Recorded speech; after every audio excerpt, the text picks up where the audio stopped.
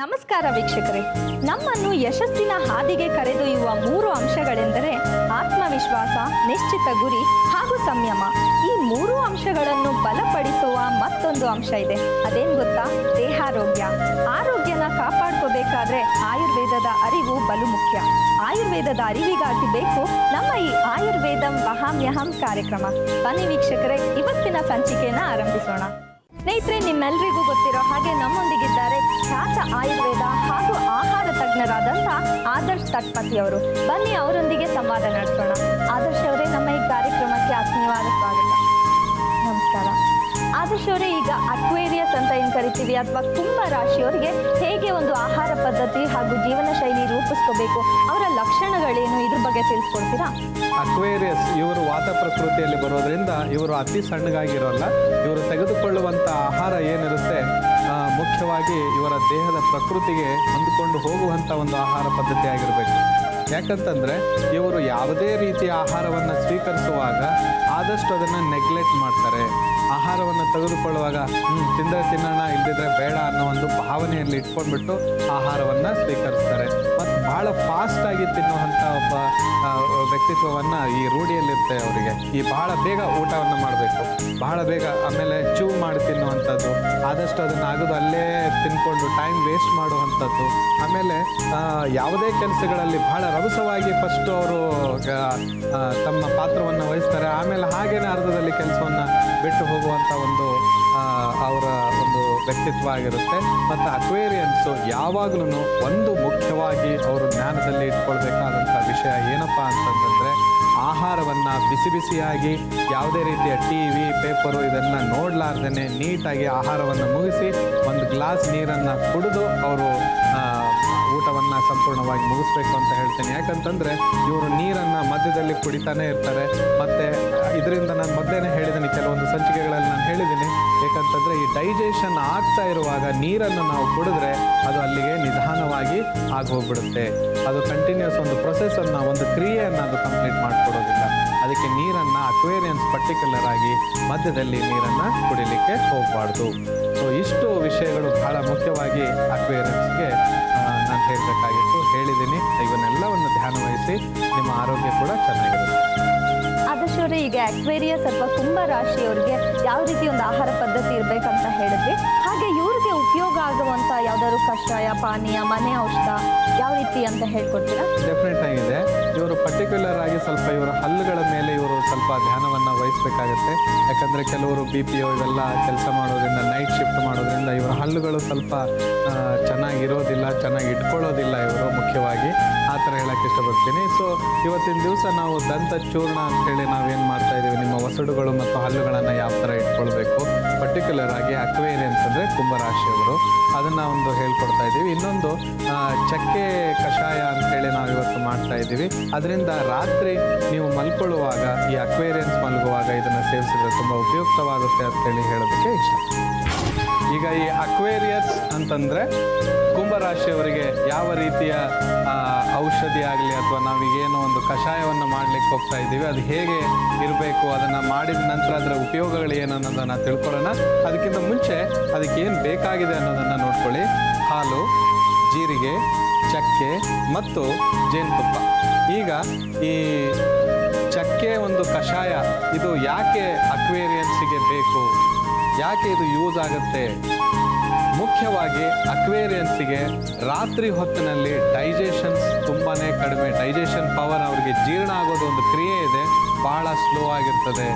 ಆದ್ದರಿಂದ ಅವರು ಏನು ಮಾಡಬೇಕು ಅಂತಂದರೆ, ಈ ರೀತಿಯ ಒಂದು ಕಷಾಯವನ್ನು ಮಾಡಿ ಕುಡಿಯೋದ್ರಿಂದ, ರಾತ್ರಿ ಊಟ ಆದ ನಂತರ ಇಂಥ ಒಂದು ಕಷಾಯವನ್ನು ಮಾಡಿ ನೀವು ಕುಡಿಯೋದ್ರಿಂದ ಬಹಳ ಒಂದು ಉಪಾಯಕಾರಿ ಆಗಬಹುದು ಅಂಥೇಳಿ ಹೇಳ್ಬೋದು.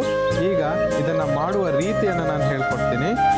ಈಗ ಮೊದಲಿಗೆ ಅರ್ಧ ಗ್ಲಾಸ್ನಷ್ಟು ನೀರು ಹಾಕ್ಕೊಳ್ಬೇಕು.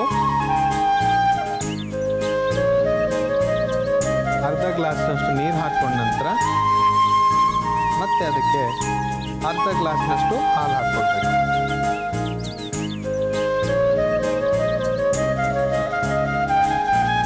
ನಂತರ ಇದಕ್ಕೆ ಅರ್ಧ ಟೀ ಸ್ಪೂನಷ್ಟು, ಅರ್ಧ ಚಮಚದಷ್ಟು ಜೀರಿಗೆಯನ್ನು ಹಾಕ್ಕೊಳ್ಬೇಕು.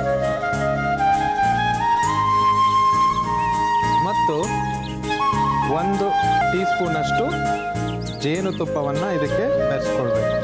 ನಾವು ನೋಡ್ತಾ ಇದ್ದೀವಿ ಆದರ್ಶ್ ಅವರೇ, ಎಲ್ಲ ಒಂದು ಪಾನೀಯ ಅಥವಾ ಕಷಾಯ ಇರಲಿ, ಜೀರಿಗೆ ಹಾಗೂ ಒಂದು ಹನಿ ಅಥವಾ ಜೇನುತುಪ್ಪ ಅಂತ ಏನು ಕರಿತೀವಿ, ತುಂಬಾನೇ ಉಪಯೋಗಕಾರಿಯಾದ ವಸ್ತುಗಳಾಗಿವೆ. ಹೌದು, ಯಾಕಂತಂದರೆ ಜೀರಿಗೆಯನ್ನು ನಾವು ಯಾವಾಗ ಯೂಸ್ ಮಾಡ್ತೀವಲ್ಲ, ಇದು ತಂಪು ಮತ್ತು ಒಂದು ಜೀರ್ಣ ಶಕ್ತಿಯನ್ನು ಹೆಚ್ಚು ಮಾಡುತ್ತೆ. ಮತ್ತು ಈ ಜೇನುತುಪ್ಪವನ್ನು ನಾವು ಯೂಸ್ ಮಾಡೋದ್ರಿಂದ ಈ ಸಕ್ಕರೆ ಕಾಯಿಲೆಯಿಂದ ಬಳಲ್ತಾ ಇರ್ತಾರೆ, ಅಂದರೆ ಡಯಾಬಿಟೀಸ್ ಅಂತ ಏನು ಹೇಳ್ತೀರಿ ಅವರು, ಮತ್ತು ಹೆಚ್ಚು ಈ ಡಯಾಬಿಟಿಕ್ಸ್ ಇದ್ದವರಿಗೆ ಇನ್ಸುಲಿನ್ ತಗೊಳ್ತಾರಲ್ಲ, ಅವರಿಗೆ ಸಕ್ಕರೆಗಿಂತ ಉತ್ತಮವಾದದ್ದು ಜೇನುತುಪ್ಪ ಅಂತ ಹೇಳ್ಬೋದು. ಅದಕ್ಕಾಗಿ ಅವ್ರಿಗೆ ಕೂಡ ಇದು ಉಪಯೋಗಕಾರಿ ಆಗಲಿ ಅಂತ ಹೇಳಿ ನಾನು ಇದರಲ್ಲಿ ಜೇನುತುಪ್ಪವನ್ನು ಯೂಸ್ ಮಾಡ್ತಾ ಇದ್ದೀನಿ. ಮತ್ತು ಈ ಜೇನುತುಪ್ಪವನ್ನು ಹಾಕಿದ ನಂತರ 2 ತುಂಡುಗಳನ್ನು, ಚಕ್ಕೆಯ ತುಂಡುಗಳನ್ನು ಹಾಕ್ಕೋಬೇಕು. 2 ತುಂಡು ಚಕ್ಕೆಗಳನ್ನು ಹಾಕಿದ ನಂತರ ಇದನ್ನು ಒಂದು ಬಾಯ್ಲು ಅಂದರೆ 1 ಕುದಿ ಬರುವವರೆಗೂ ಇದನ್ನು ಕುದಿಸ್ಬೇಕು. ಹಾಗೆ ಆದರ್ಶ್ ಅವರೇ, ಈ ಪಾನೀಯದಿಂದ ಏನೇನು ಉಪಯೋಗ ಇದೆ ಅಕ್ವೇರಿಯನ್ಸ್ಗೆ ಅಂತ ತಿಳಿಸ್ತೀರಾ? ಈ ಕಷಾಯದಿಂದ ಇವರು ಬೇಸಿಕಲಿ ನಾನು ಹೇಳಿದ್ದೀನಿ, ಇವರಿಗೆ ರಾತ್ರಿ ಆದ ನಂತರ ಇವರಿಗೆ ಡೈಜೆಷನ್ ಪವರ್ ಕಡಿಮೆ ಇರುತ್ತೆ. ಈ ಪರ್ಟಿಕ್ಯುಲರ್ ಅಕ್ವೇರಿಯನ್ಸ್ ಅಂದರೆ ಝೋಡಿಯಾಕ್ ಸೈನ್, ಇವರೇನು ಕುಂಭರಾಶಿ ಅಂತ ನಾವು ಹೇಳ್ತೀವಿ, ಅವರಿಗೆ ಇದು ಕಡಿಮೆ ಇರುತ್ತೆ. ಆದ್ದರಿಂದ ಡೈಜೆಷನ್ ಪವರು, ಆದ್ದರಿಂದ ಇದು ಇನ್ಕ್ರೀಸ್ ಆಗಿ ಮತ್ತು ಬೆಳಿಗ್ಗೆ ಎದ್ದು ಇವರಿಗೆ ಕಾನ್ಸ್ಟಿಪೇಷನ್ ಅಂದರೆ ಮಲಬದ್ಧತೆ ತೊಂದರೆ ಇರೋದ್ರಿಂದ ಕೆಲವರಲ್ಲಿ ಹೆಚ್ಚು ಫಲಿತಾಂಶ ನಾವು ನೋಡಿದಾಗ ಈ ಕುಂಭರಾಶಿಯವರಿಗೆ ಮಲಬದ್ಧತೆಯ ಒಂದು ಪ್ರಾಬ್ಲಮ್ ಇರುತ್ತೆ. ಆದ್ದರಿಂದ ಇಂಥ ಒಂದು ಕಷಾಯ ಮಾಡಿ ಕುಡಿಯೋದ್ರಿಂದ ಅವರಿಗೆ ಈ ತೊಂದರೆ ಏನು ಮಲಬದ್ಧತೆಯ ತೊಂದರೆ ಅಂತ ನಾವೇನು ಹೇಳಿದ್ವಿ ಅದು ಹೊರಟೋಗುತ್ತೆ ಮತ್ತು ಜೀರ್ಣಶಕ್ತಿ ಇವ್ರದ್ದು ಇನ್ನೂ ಹೆಚ್ಚು ಇಂಪ್ರೂವ್ ಆಗುತ್ತೆ. ಒಳ್ಳೆ ಜೀರ್ಣಶಕ್ತಿ ಹೆಚ್ಚು ಒಂದು ಕಾರ್ಯಕಾರಿಯಾಗಿ ಕೆಲಸ ಮಾಡುತ್ತೆ ದೇಹದಲ್ಲಿ ಅಂತ ಹೇಳಿ ಹೇಳ್ಬೋದು. ಹಾಗೆ ಈ ಪಾನೀಯನ ಎಲ್ಲ ವಯಸ್ಕರು ಸೇವಿಸ್ಬೋದಾ? ಎಲ್ಲ ವಯಸ್ಸಿನವ್ರಿಗೂ ಈ ಒಂದು ಕಷಾಯ ನಾವೇನು ಮಾಡ್ತಾ ಇದ್ದೀವಿ ಉಪಯೋಗಕಾರಿಯಾಗಿದೆ. ಅಂದರೆ ಚಿಕ್ಕ ಮಕ್ಕಳಿಗೆ ಸ್ವಲ್ಪ ಒಂದೇನೋ ಹೌದು, ಒಂದು ಅರ್ಧ ಗ್ಲಾಸಿನಷ್ಟು ಕುಡಿಸೋದು ಬಹಳ ಉತ್ತಮ ಅಂತ ಹೇಳ್ಬೋದು. ಅದು ವಯಸ್ಸಿಗೆ ತಕ್ಕಂತೆ ನೀವು ಅದನ್ನು ಕೊಡೋದು, ಡೋಸೇಜ್ ಜಾಸ್ತಿ ಮಾಡಿಕೊಂಡು ಕೊಡೋದು ಒಳ್ಳೆಯದು. ಈಗ ಇದು ಬಾಯ್ಲ್ ಆಗಿದೆ, ಇದು ರೆಡಿ ಆಗಿದೆ. ಈಗ ಈ ಕಷಾಯನ ನಾವು ಸೋಸ್ಕೊಳ್ಳೋಣ. ಸೋಸ್ಕೊಂಡ ನಂತರ ನಾನು ಮೊದಲೇ ಹೇಳಿದ ಹಾಗೆ ರಾತ್ರಿ ಹೊತ್ತಿನಲ್ಲಿ ಈ ಒಂದು ಕಷಾಯವನ್ನು ಸೇವಿಸೋದ್ರಿಂದ ಈ ಕುಂಭರಾಶಿಯವರಿಗೆ ತುಂಬಾ ಉಪಯೋಗಕಾರಿಯಾಗಿದೆ ಅಂತೇಳಿ ಹೇಳ್ಬೋದು. ಈಗ ಇದು 1 ಗ್ಲಾಸ್ನಷ್ಟು, ಇದು ಈಗ ನನ್ನ ಒಂದು ದೇಹ ಪ್ರಕೃತಿಗೆ ಇಷ್ಟು 1 ಗ್ಲಾಸು ಕರೆಕ್ಟಾಗಿದೆ ಅಂತ ಹೇಳ್ಬೋದು. ಚಿಕ್ಕ ಮಕ್ಕಳಾದರೆ ಸ್ವಲ್ಪನೇ ಕೊಟ್ಟು ಅವರಿಗೆ ರೂಢಿ ಮಾಡಬೇಕು. ಮತ್ತು ಇನ್ನೊಂದು ಏನಂತಂದರೆ ಬಿಸಿ ಇರುವಾಗಲೇ ಇದನ್ನು ನೀವು ಸೇವಿಸಬೇಕು. ಕುಂಭರಾಶಿಯವರಿಗೆ ಚಕ್ಕೆ ಕಷಾಯ ಬೇಕಾಗುವ ಸಾಮಗ್ರಿಗಳು: ಹಾಲು, ಜೀರಿಗೆ, ಚಕ್ಕೆ, ಜೇನುತುಪ್ಪ. ಮಾಡುವ ವಿಧಾನ: ಬಾಣಲೆಯಲ್ಲಿ 1 ಲೋಟ ನೀರು, 1 ಲೋಟ ಹಾಲು, 1 ಚಮಚ ಜೀರಿಗೆ ಮತ್ತು 1 ಚಮಚ ಜೇನುತುಪ್ಪವನ್ನು ಹಾಕಿ ಚೆನ್ನಾಗಿ ಮಿಕ್ಸ್ ಮಾಡಿ. ನಂತರ 2 ತುಂಡು ಚಕ್ಕೆಯನ್ನು ಹಾಕಿ ಕಲಸಿ. ಅದು ಕಾದ ನಂತರ 1 ಗ್ಲಾಸ್ಗೆ ಹಾಕಿಕೊಂಡರೆ ಕುಂಭರಾಶಿಯವರಿಗೆ ಚಕ್ಕೆ ಕಷಾಯ ಸಿದ್ಧ. ವೀಕ್ಷಕರೇ, ಕುಂಭರಾಶಿಯವ್ರಿಗೆ ಅಂದರೆ ಅಕ್ವೇರಿಯಸ್ ಸ್ಟಾರ್ ಸೈನ್ ಅವರಿಗೆ ಈ ಚಕ್ಕೆ ಕಷಾಯ ಹೇಗೆ ಮಾಡೋದು ಅಂತ ತಿಳ್ಕೊಂಡ್ವಿ. ಈಗ ಅವ್ರಿಗೆ ದಂತ ಚೂರ್ಣ ಹೇಗೆ ಮಾಡೋದು ಅಂತ ನೋಡೋಣ. ಅಕ್ವೇರಿಯನ್ಸ್ ಅಂತಂದರೆ ಕುಂಭರಾಶಿಯವರಿಗೆ ದಂತ ಚೂರ್ಣ ಅಂದರೆ ಇವರು ಹೆಚ್ಚು ಸ್ಟ್ರೇನು ಇವರು ಕೂಡ ಇರೋದ್ರಿಂದ, ಮತ್ತು ಇನ್ನೊಂದು ಏನಂತಂದರೆ ಇವರು ಹಲ್ಲುಗಳಿಗೆ, ಒಸಡುಗಳಿಗೆ ಅಷ್ಟು ಇವರು ಧ್ಯಾನವನ್ನು ಕೊಡೋದಿಲ್ಲ. ಬಹಳ ಇಂಪಾರ್ಟೆಂಟ್ ಆದಂಥ ಒಂದು ಮಾಹಿತಿಯನ್ನು ನಾನು ನಿಮಗೆ ಕೊಡ್ತಾ ಇದ್ದೀನಿ. ನೀವು ಹಲ್ಲುಗಳ ಬಗ್ಗೆ, ನಿಮ್ಮ ಒಸಡುಗಳ ಬಗ್ಗೆ ಆದಷ್ಟು ಹೆಚ್ಚು ಅದ್ರ ಮೇಲೆ ಧ್ಯಾನವನ್ನು ವಹಿಸಿ ಆ ಒಂದು ಹಲ್ಲುಗಳನ್ನು ಕರೆಕ್ಟಾಗಿ ಇಟ್ಕೊಳ್ಳೋದಕ್ಕೆ, ಸ್ವಚ್ಛವಾಗಿ ಚೆನ್ನಾಗಿ ಇಟ್ಕೊಳ್ಳೋದಕ್ಕೆ ಇವತ್ತು ನಾನು ಹೇಳ್ಕೊಡ್ತಾ ಇರುವಂಥ ಒಂದು ಚೂರ್ಣ ಅದು ಈ ದಂತ ಚೂರ್ಣ ಅಂತ ಹೇಳಿ. ಅದಕ್ಕೆ ಬೇಕಾಗಿರುವಂಥ ಇಂಗ್ರೀಡಿಯೆಂಟ್ಸ್ ಏನಪ್ಪ ಅಂತ ನೋಟ್ ಮಾಡ್ಕೊಳ್ಳಿ. ಉಪ್ಪು, ಲಿಂಬೆಹಣ್ಣು ಮತ್ತು ಲವಂಗವನ್ನು ಪುಡಿ ಮಾಡಿಟ್ಕೊಂಡಿದ್ದೀವಿ. ಇದಕ್ಕೆ ಒಂದು ಅರ್ಧ ಭಾಗದಷ್ಟು ಲಿಂಬೆಹಣ್ಣು. ಇದು ಬಹಳ ಈಸಿ ಮಾಡ್ಕೊಳ್ಳೋದಕ್ಕೆ. ನೀವು ಬೆಳಿಗ್ಗೆನೆ ಇದನ್ನು ಮಾಡಿಕೊಂಡು ಯೂಸ್ ಮಾಡೋದ್ರಿಂದ ಬಹಳ ಒಳ್ಳೆಯದು. ಲವಂಗವನ್ನು ಪುಡಿ ಮಾಡಿಟ್ಕೊಂಡ್ರೆ ಸಾಕು, ನಿಂಬೆ ಹಣ್ಣು ಹಾಗೂ ಉಪ್ಪು ರೆಡಿನೇ ಇರುತ್ತೆ. ಒಂದು 1/4 ಟೀ ಸ್ಪೂನಷ್ಟು ಲವಂಗದ ಪುಡಿಯನ್ನು ಹಾಕ್ಕೊಳ್ಬೇಕು ಮತ್ತು ಉಪ್ಪು ಅರ್ಧ ಚಮಚದಷ್ಟು ಉಪ್ಪನ್ನು ಹಾಕ್ಕೊಳ್ಬೇಕು. ಹಾಕ್ಕೊಂಡ ನಂತರ ಚೆನ್ನಾಗಿ ಮಿಕ್ಸ್ ಮಾಡೋದು. ಹೌದು ಹೌದು, ಇದನ್ನು ಚೆನ್ನಾಗಿ ಮಿಕ್ಸ್ ಮಾಡ್ಕೊಳ್ಬೇಕು. ಈ ಥರ ಮಿಕ್ಸ್ ಮಾಡ್ಕೊಳ್ಬೇಕು. ನೀವು ಇದಕ್ಕೆ ಈ ಕಲ್ಲುಪ್ಪು ಅಂತ ಹೇಳ್ತೀವಲ್ಲ, ಹರಳುಪ್ಪು, ಅದನ್ನು ಕೂಡ ಯೂಸ್ ಮಾಡ್ಬೋದು. ಅದು ಪೂರ್ತಿಯಾಗಿ ಕರ್ಗೋ ತನಕ ಮಿಕ್ಸ್ ಮಾಡಿದ್ರೆ ಒಳ್ಳೇದಲ್ವಾ? ಇಲ್ಲಾಂದ್ರೆ ಗಮ್ಸ್ ಹರ್ಟ್ ಆಗುತ್ತೆ. ನಿಜವಾದ ಮಾತು.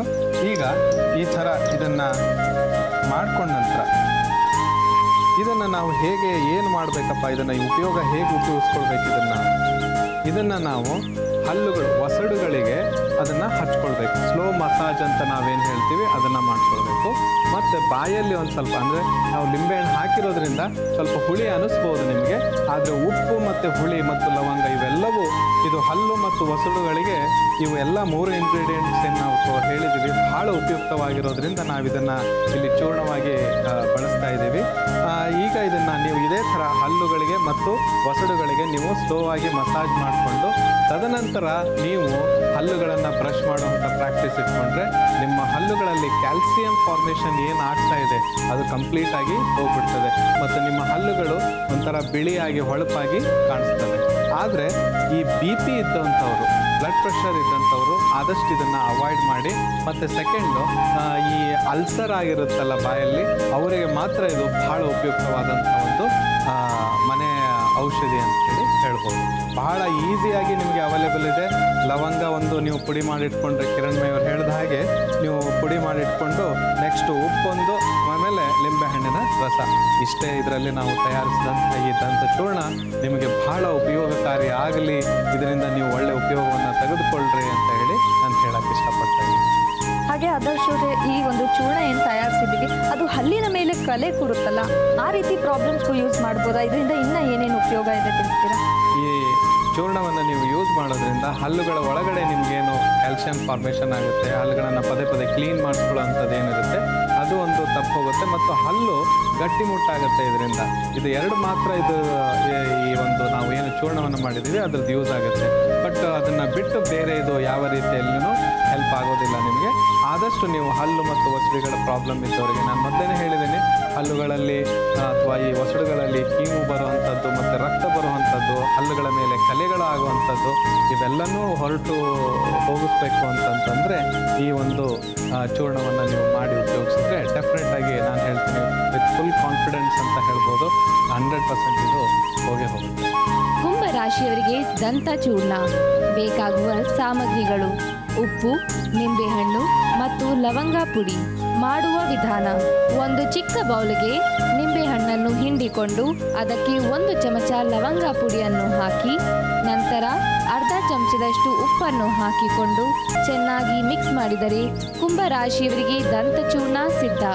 ವೀಕ್ಷಕರೇ, ಅಕ್ವೇರಿಯಸ್ ಅಥವಾ ಕುಂಭ ರಾಶಿಯವರಿಗೆ ಯಾವ ರೀತಿ ಒಂದು ಉಪಯುಕ್ತವಾದ ದಂತಚೂರ್ಣ ತಯಾರಿಸೋದನ್ನು ನೋಡ್ಕೊಂಡ್ವಿ. ಈಗ ನಿಮ್ಮ ಸಮಸ್ಯೆಗಳಿಗೆ ಸಮಾಧಾನ ಸಿಗಲಿದೆ ಆದರ್ಶ್ ಅವರಿಂದ. ವಿರಾಮದ ನಂತರ ಮತ್ತೊಮ್ಮೆ ನಿಮಗೆಲ್ಲ ಆಯುರ್ವೇದಂ ವಹಾಮ್ಯಹಂ ಕಾರ್ಯಕ್ರಮಕ್ಕೆ ಪ್ರೀತಿಯ ಸ್ವಾಗತ. ವೀಕ್ಷಕರೇ, ನಿಮಗೆ ತಿಳಿದಿರೋ ಹಾಗೆ ನಮ್ಮ ಈ ಕಾರ್ಯಕ್ರಮಕ್ಕೆ ಪತ್ರಗಳನ್ನ ಬರಿಬೋದು, ನಿಮ್ಮ ಸಮಸ್ಯೆಗಳನ್ನ ಹಂಚಿಕೊಂಡು ಸೂಕ್ತ ಪರಿಹಾರ ಕೂಡ ಕಂಡ್ಕೋಬಹುದು. ಹಾಗಾದ್ರೆ ಬನ್ನಿ, ಇವತ್ತು ಯಾರೆಲ್ಲ ಪತ್ರ ಬರೆದು ತಮ್ಮ ಸಮಸ್ಯೆಯನ್ನ ಕೇಳಿದ್ದಾರೆ, ಹಂಚ್ಕೊಂಡಿದ್ದಾರೆ ಅಂತ ನೋಡೋಣ. ಆದರ್ಶ್ ಅವರೇ, ಮೊದಲನೇ ಪತ್ರನ ಭಾವನಾ ಅನ್ನೋರು ಬಳ್ಳಾರಿಯಿಂದ ಬರ್ತಿದ್ದಾರೆ. ಇವ್ರು ಹೇಳ್ತಾರೆ, ನನಗೆ ವಯಸ್ಸು 30, ಬಟ್ಟೆ ಒಗಿಬೇಕಾದ್ರೆ ಕೈಯಲ್ಲೆಲ್ಲ ಚರ್ಮ ಕಿತ್ತು ಬರುತ್ತೆ, ದಯವಿಟ್ಟು ಇದಕ್ಕೆ ಪರಿಹಾರ ತಿಳಿಸಿ ಅಂತ ಕೇಳ್ತಾರೆ. ಇದೊಂದು ಬಹಳ ಒಂದು ಕಾಮನ್ ಆದಂಥ ಒಂದು ಸಮಸ್ಯೆ ಆಗಿದೆ. ಈ ಬಟ್ಟೆ ಒಗೆಯುವಾಗ ಮತ್ತು ಪಾತ್ರೆಯನ್ನು ತಿಕ್ಕುವಾಗ ನಿಮ್ಗೆ ಏನಾಗುತ್ತೆ ಅಂತಂದರೆ ಚರ್ಮ ಕಿತ್ತು ಬರೋದು ಅಥವಾ ಚರ್ಮದಲ್ಲಿ ಉರಿ, ಅಂಗೈಯಲ್ಲಿ ಉರಿ ಬರೋದನ್ನು ಜಾಸ್ತಿಯಾಗಿ ಕಂಡುಬಂದಿದೆ. ಇದಕ್ಕೆ ಸೂಕ್ತವಾದಂಥ ಒಂದು ಪರಿಹಾರ ಏನಪ್ಪ ಅಂತ ಹೇಳಿದರೆ, ಟೊಮೆಟೊ ಹಣ್ಣಿನ ರಸವನ್ನು ನೀವು ಅಂಗೈಯಲ್ಲಿ, ಈಗ ನಾವು ಸೋಪನ್ನು ಹಚ್ಕೊಂಡ್ಬಿಟ್ಟು ಹೇಗೆ ಕೈಯನ್ನು ತೊಳ್ಕೊಳ್ತೀವಿ ಅದೇ ಥರನೇ ಟೊಮೆಟೊ ಹಣ್ಣನ್ನು, ಅದರ ರಸವನ್ನು ತೆಗೆದುಕೊಂಡು 2-3 ಬಾರಿ ರಾತ್ರಿ ಮಲಗೋಕ್ಕಿಂತ ಮುಂಚೆ ಅದನ್ನು ಈ ಥರ ಅಂಗೈಯಲ್ಲಿ ರಬ್ ಮಾಡ್ಕೊಳ್ಬೇಕು. ನೀವು ರಬ್ ಮಾಡಿಕೊಂಡು ಒಂದು 15 ನಿಮಿಷ ಹಾಗೇನೆ ಇಟ್ಕೊಂಡು ನಂತರ ಅದು ಡ್ರೈ ಆಗುತ್ತೆ. ಅದು ಡ್ರೈ ಆದಮೇಲೆ ತಣ್ಣೀರಿನಲ್ಲಿ ಕೈಗಳನ್ನು ನೀವು ತೊಳ್ಕೊಳ್ಬೇಕು. ಇದನ್ನು ನೀವು ದಿವಸಕ್ಕೆ 2 ಸಾರಿ, ಬೆಳಿಗ್ಗೆ 1 ಸಾರಿ ಮಾಡಿ ಮತ್ತು ರಾತ್ರಿ ಮಲಗೋಕ್ಕಿಂತ ಮುಂಚೆ ನೀವು ಇದನ್ನು ಮಾಡಿದರೆ 15 ನಿಮಿಷ ಒಣಗಿಸ್ಬೇಕು. ಅದು ಒಣಗಿ ಹೋಗುತ್ತೆ. ಒಣಗಿ ಹೋಗಿದ ನಂತರ ಕೈಯನ್ನು ತೊಳೆದುಕೊಂಡ್ಬಿಟ್ರೆ ನಿಮಗೆ ಆ ಚರ್ಮ ಕಿತ್ತುವಿಕೆ ಆಗಲಿ, ಅಂಗೈಯಲ್ಲಿ ಉರಿ ಬರೋದಾಗಲಿ ಇದೆಲ್ಲ ಸಂಪೂರ್ಣವಾಗಿ ನಿಂತು ಹೋಗುತ್ತೆ. ಇದಕ್ಕೆ ಸಂಪೂರ್ಣವಾದಂಥ ಒಂದು ಪರಿಹಾರ ಅಂತೇಳಿ ಹೇಳ್ಬೋದು. ಭಾವನಾ ಅವರೇ, ನಿಮ್ಮ ಒಂದು ಸಮಸ್ಯೆ ದೊರಕಿದೆ ಅಂತ ಭಾವಿಸ್ತೀವಿ. ಈಗ ಮುಂದಿನ ಪತ್ರ ಯಾರು ಬರ್ದಿದ್ದಾರೆ ಅಂತ ನೋಡೋಣ ವೀಕ್ಷಕರೇ. ಮುಂದಿನ ಪತ್ರ ಬಂದು ಕಾವ್ಯ ಅನ್ನೋರು ದೇವನಹಳ್ಳಿಯಿಂದ ಬರೀತಾ ಇದ್ದಾರೆ. ಇವ್ರು ಹೇಳ್ತಾರೆ, ನನಗೆ ವಯಸ್ಸು 25, ನನಗೆ ತಲೆ ಕೂದಲು ತುಂಬ ಉದುರ್ತಾ ಇದೆ, ದಯವಿಟ್ಟು ಇದಕ್ಕೆ ಪರಿಹಾರ ತಿಳಿಸಿ ಆಯುರ್ವೇದದಲ್ಲೇ ಅಂತ. ಸಾಮಾನ್ಯವಾಗಿ ಈ ತಲೆ ಕೂದಲು ಉದುರೋದು ತುಂಬ ಕಾಮನ್ ಪ್ರಾಬ್ಲಮ್ ಆಗಿಬಿಟ್ಟಿದೆ. ಈಗ ಲೇಡೀಸ್ ಇರ್ಬೋದು, ಜೆಂಟ್ಸ್ ಇರ್ಬೋದು, ಎಲ್ಲರೂ ಎಕ್ಸ್ಪೀರಿಯನ್ಸ್ ಮಾಡ್ತಾರೆ ಇದನ್ನು. ಸೊ ಏನು ಪರಿಹಾರ? ಎಲ್ಲರೂ ಸುಂದರವಾಗಿ ಕಾಣಬೇಕು, ಎಲ್ಲರೂ ಅಂದವಾಗಿ ನಾನು ಕಾಣಬೇಕು ಅನ್ನೋದಕ್ಕೆ ಮುಖ್ಯವಾದಂಥ ಒಂದು ಆ ಒಂದು ಭಾವನೆಗೆ ಬಲ ಕೊಡೋದಂತಂದರೆ ಕೇಶ, ತಲೆ ಕೂದಲು. ಆ ತಲೆ ಕೂದಲು ಚೆನ್ನಾಗಿ ಇತ್ತಂತಂದರೆ ಅದನ್ನ ಹೇಗೆ ಬೇಕಾದರೂ ಕ್ರಾಪ್ ಮಾಡಿಕೊಂಡು ನಾವು ಚಂದವಾಗಿ ಅಂದವಾಗಿ ಕಾಣ್ಬೋದು. ಹೌದು, ಇವರ ಒಂದು ಸಮಸ್ಯೆಗೆ ಪರಿಹಾರ ಏನಪ್ಪ ಅಂತ ಹೇಳಿದರೆ, ಕೊಬ್ಬರಿ ಎಣ್ಣೆಯಲ್ಲಿ ನಾವು ಈ ಕರಿಬೇವಿನ ಸೊಪ್ಪು ಇರುತ್ತಲ್ಲ, ಕರಿಬೇವಿನ ಸೊಪ್ಪನ್ನು ತೆಗೆದ ನಂತರ ಬರುವಂಥ ಕಡ್ಡಿ ಏನಿರುತ್ತೆ, ಆ ಕಡ್ಡಿಯನ್ನು ಸುಮಾರಾಗಿ ಒಂದು ಮುಷ್ಟಿಯಷ್ಟು ಸಿಗುವಷ್ಟು ಕರಿಬೇವಿನ ಕಡ್ಡಿಯನ್ನು ಈ ನಮ್ಮ ತೆಂಗಿನ ಎಣ್ಣೆಯಲ್ಲಿ ಹಾಕಿಬಿಟ್ಟು ಅದನ್ನು ಚೆನ್ನಾಗಿ ಕುದಿಸಿ ನಂತರ ಅದನ್ನು ಸೋಸ್ಕೊಂಡು, ಅಂದರೆ ಫಿಲ್ಟರ್ ಮಾಡಿಕೊಂಡು ಆ ಎಣ್ಣೆಯನ್ನು ದಿನನಿತ್ಯ ನೀವು ತಲೆ ಕೂದಲಿಗೆ ಹಚ್ಕೊಂಡು ಹೋದರೆ ನಿಮ್ಮ ಹೊಟ್ಟು ಕಡಿಮೆ ಆಗುತ್ತೆ. ಅದಲ್ಲದೆ ಅದರಲ್ಲಿ ನಿಮ್ಮ ಈ ತಲೆ ಕೂದಲು ಉದುರುವಿಕೆ ಏನಿದೆ ಅದು ಕಡಿಮೆ ಆಗುತ್ತೆ. ಮತ್ತು ಕೂದಲು ಬೇಗ ವಯಸ್ಸಿನಲ್ಲಿನ ಅಂದರೆ 20-25 ವಯಸ್ಸಿನಲ್ಲೇ ಕೂದಲು ಬೆಳಗಾಗ್ತಾ ಇರುತ್ತೆ ಕೆಲವರಿಗೆ, ಅದು ಕೂಡ ನಿಂತು ಹೋಗುತ್ತೆ. ಇದು ಭಾಳ ಒಂದು ಒಳ್ಳೆಯ ಔಷಧಿ ಹೇಳ್ಬೋದು ತಲೆ ಕೂದಲು ಉದುರೋದಕ್ಕೆ, ತಲೆಯಲ್ಲಿ ಹೊಟ್ಟಾಗೋದಕ್ಕೆ, ಮತ್ತು ಅದನ್ನು ಯಾವುದು ನಿಮ್ಮ ತಲೆ ಕೂದಲು ಉದುರುವಿಕೆಯನ್ನು ಬಿಳಿ ಆಗೋದನ್ನು ನಿಲ್ಲಿಸೋದಕ್ಕೆ. ಈ ಮೂರಕ್ಕೂ ಭಾಳ ಒಂದು ಒಳ್ಳೆಯ ರೀತಿಯಲ್ಲಿ ನೀವು ಈ ಬೇವಿನ ಕಡ್ಡಿ ಮತ್ತು ಎಣ್ಣೆಯನ್ನು ಉಪಯೋಗಿಸೋದ್ರಿಂದ ಅದನ್ನು ತಡೆ ಹಿಡಿಬೋದು. ಕಾವ್ಯ ಅವರೇ, ನಿಮ್ಮ ಒಂದು ಸಮಸ್ಯೆಗೆ ಕೂಡ ಪರಿಹಾರ ದೊರಕಿದೆ ಅಂತ ಭಾವಿಸ್ತೀವಿ. ಆದರ್ಶ್ ಅವರೇ, ಈಗ ನಂದೊಂದು ಚಿಕ್ಕ ಪ್ರಶ್ನೆ ಇದೆ. ಏನಂದ್ರೆ ಬ್ಲಡ್ ಪ್ರೆಷರ್ ಅಥವಾ BP ಇರೋರು ಬಿಸಿನೀರಲ್ಲಿ ಸ್ನಾನ ಮಾಡಬಾರ್ದು ಅಂತ ಒಂದು ಮಾತಿದೆ, ಅದು ನಿಜಾನ?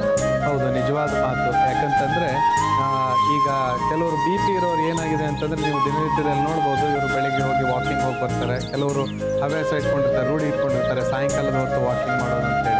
ಇವರು ವಾಕಿಂಗ್ ಮಾಡಿ ಬಂದು ಅಥವಾ ಇವರು BP ಜಾಸ್ತಿ ಇರುವ ಟೈಮ್ನಲ್ಲಿ, ಅಥವಾ ಇವರಿಗೆ ಕೈಕಾಲುಗಳು ಸೋತು ಬಂದು ಮತ್ತು ನಿಲ್ಲಕ್ಕಾಗೋದಿಲ್ಲ, ತಲೆ ಸುತ್ತುವಿಕೆ, ಹೆಚ್ಚು ಬೆವರು ಬರೋದು, ಅಂಥ ಟೈಮ್ನಲ್ಲಿ ಇವರು ಯಾವುದೇ ಕಾರಣಕ್ಕೂ ಬಿಸಿನೀರಿನಲ್ಲಿ ಸ್ನಾನವನ್ನು ಮಾಡಬಾರ್ದು. ಯಾವುದೇ ಕಾರಣಕ್ಕೂ ಬಿಸಿನೀರಿನಲ್ಲಿ ಸ್ನಾನವನ್ನು ಮಾಡಬಾರ್ದು. ಯಾಕಂತಂದರೆ ಆ ಟೆಂಪ್ರೇಚರ್ನಲ್ಲಿ ನೀವು ಬಿಸಿನೀರಿನಲ್ಲಿ ನೀವು ಮಾಡಿದಾಗ ಅದು ಬಾಡಿಯಲ್ಲಿರುವಂಥ ಉಷ್ಣತೆಯನ್ನು ಇನ್ನೂ ಹೆಚ್ಚುಗೊಳಿಸಿ ನಿಮ್ಮ ರಕ್ತದ ಒತ್ತಡ ಹೆಚ್ಚಾಗುತ್ತೆ ಇದರಿಂದ. ಆದ್ದರಿಂದ ಇವೆರಡನ್ನು ನೀವು ಧ್ಯಾನದಲ್ಲಿಟ್ಕೊಳ್ಳಿ. ನಿಮಗೆ ಯಾವಾಗ ಈ ವಾಕಿಂಗ್ ಮಾಡಿದ ನಂತರ ಸುಸ್ತಾಗೋದು ಅಥವಾ ಮನೆಯಲ್ಲಿರುವಾಗ ಬೆವರು ಬರೋದು, ಆಮೇಲೆ ಕಾಲೆಲ್ಲ ಒಂಥರ ನಿಲ್ಲಕ್ಕೆ ಆಗ್ತಾ ಇಲ್ಲ, ತಳವಡಿಸ್ತಾ ಇದೆ, ಹೊಟ್ಟೆ ಹಸಿತಾ ಇದೆ, ಬೆವರು ಬರ್ತಾ ಇದೆ, ಅಂಥ ಟೈಮ್ನಲ್ಲಿ ದಯವಿಟ್ಟು ಯಾವುದೇ ಕಾರಣಕ್ಕೂ ಬಿಸಿನೀರಿನಲ್ಲಿ ನೀವು ಸ್ನಾನ ಮಾಡಬೇಡಿ. ಆದಷ್ಟು ತಣ್ಣೀರಿನಲ್ಲಿ ಸ್ನಾನ ಮಾಡೋದು ಭಾಳ ಉತ್ತಮ. ಅದನ್ನು ಇದೊಂದು ಸ್ವಲ್ಪ ಕಡಿಮೆ ಆದ ನಂತರ ಒಂದು 10-15 ಅಥವಾ ಹಾಫ್ ಆನ್ ಅವರ್ ಬಿಟ್ಟು, ಒಂದು ಅರ್ಧ ಗಂಟೆಗಳ ಕಾಲ ಬಿಟ್ಟು ನೀವು ಸ್ನಾನ ಮಾಡೋದು ಭಾಳ ಉತ್ತಮ ಅಂತ ಹೇಳ್ತಾರೆ. ಆದರ್ಶ್ ಅವರೇ, ನಮ್ಮ ಈ ಕಾರ್ಯಕ್ರಮಕ್ಕೆ ಬಂದು ತುಂಬ ಉಪಯುಕ್ತ ಮಾಹಿತಿಗಳನ್ನ ತಿಳಿಸ್ಕೊಟ್ಟಿದ್ರ. ಆಕ್ವೇರಿಯಸ್ ಅಥವಾ ಕುಂಭ ರಾಶಿಯವರು ಹೇಗೆ ಜೀವನ ಶೈಲಿಯನ್ನು ರೂಪಿಸ್ಕೋಬೇಕು, ಆಹಾರ ಪದ್ಧತಿನ ಪಾಲಿಸಬೇಕು ಅಂತ ತಿಳಿಸ್ಕೊಟ್ಟಿದ್ರ. ತುಂಬ ಧನ್ಯವಾದಗಳು. ನಾಳಿನ ಸಂಚಿಕೆಯಲ್ಲಿ ಮತ್ತೆ ಭೇಟಿಯಾಗೋಣ. ನಮಸ್ತೆ. ನಮಸ್ಕಾರ ವೀಕ್ಷಕರೇ, ಇಂದಿನ ಸಂಚಿಕೆಯಿಂದ ಆಕ್ವೇರಿಯಸ್ ಅಥವಾ ಕುಂಭ ರಾಶಿಯವರು ಹೇಗೆ ಜೀವನ ಶೈಲಿ ರೂಪಿಸ್ಕೊಬೇಕು, ಆಹಾರ ಪದ್ಧತಿ ಅನುಸರಿಸಬೇಕು, ಅದ್ರ ಬಗ್ಗೆ ಸಾಕಷ್ಟು ಮಾಹಿತಿಗಳನ್ನ ತಿಳ್ಕೊಂಡಿದ್ದೀವಿ. ಈಗ ನಾಳಿನ ಸಂಚಿಕೆಯಲ್ಲಿ ಪೈಸಿಯನ್ಸ್ ಅಥವಾ ಮೀನ ರಾಶಿಗೆ ಸೇರಿದವರು ಹೇಗೆ ತಮ್ಮ ಜೀವನ ಶೈಲಿ, ಆಹಾರ ಪದ್ಧತಿನ ರೂಪಿಸ್ಕೊಬೇಕು ಅನ್ನೋದ್ರ ಬಗ್ಗೆ ತಿಳ್ಕೊಳ್ಳೋಣ. ಅಲ್ಲಿವರೆಗೂ ನಮಸ್ಕಾರ.